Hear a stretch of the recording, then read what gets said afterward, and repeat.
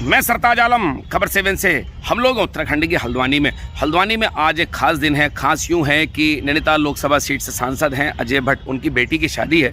तो आज हज़ारों दावती पहुँचे हैं लुत्फ़ लेने के लिए दावत का, लेकिन इसी के साथ ख़ास लोग भी पहुँचे हैं।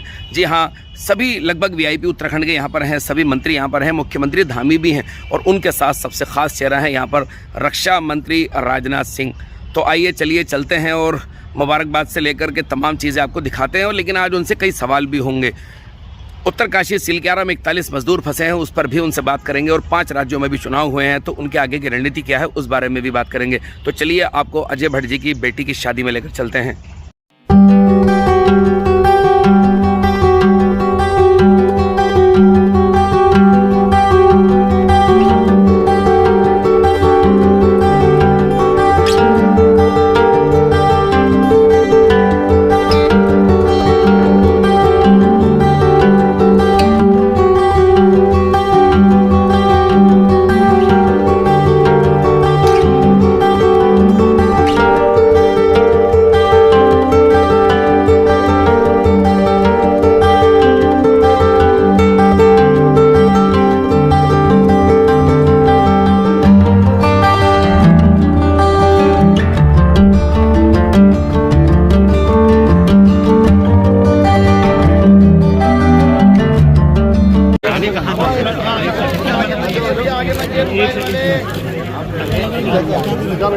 थोड़ा पीछे हो जाओ सब लोग।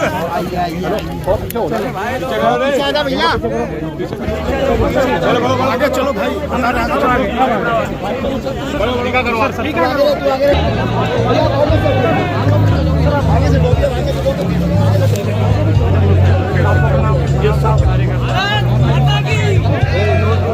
माता की ये पीछे हट जाइए।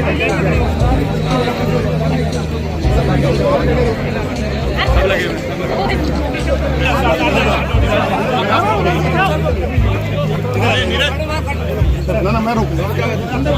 एक मिनट ओके सर, फोन पीछे कर लीजिए। इधर दे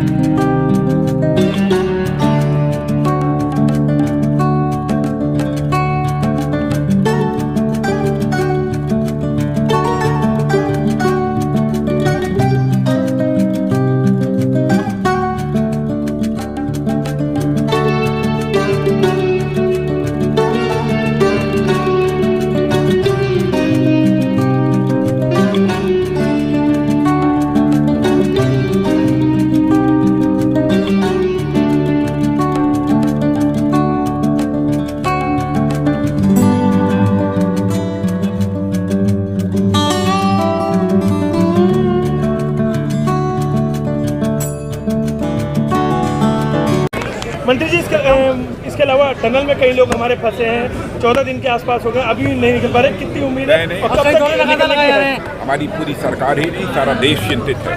जो टनल में हमारे मजदूर भाई फंसे हुए हैं और यहाँ के मुख्यमंत्री धामी जी पूरी तरह से पूरा समय दे रहे हैं सर और उसकी निगरानी कर रहे हैं। और साथ ही साथ जो कार्यक्रम चल रहा है इस समय टनल की खुदाई का, उसकी समीक्षा भी। सर 5 राज्यों के रिजल्ट आने वाले हैं, क्या उम्मीद है 3 तारीख को जो रिजल्ट आएंगे भाजपा कितने राज्यों में सरकार बनाने जा रही है? नहीं, हमारा लक्ष्य तो यह है कि 5 के 5 राज्यों में भारतीय जनता पार्टी की सरकार बननी चाहिए और यही लक्ष्य निर्धारित करके हम लोग काम कर रहे हैं। मध्य प्रदेश में अगर दूसरे दलों की जरूरत पड़ी तो क्या गठबंधन? कोई जरूरत नहीं पड़ेगी। क्लियर मेजॉरिटी मध्य प्रदेश में भी, राजस्थान में भी, छत्तीसगढ़ में भी और तेलंगाना में।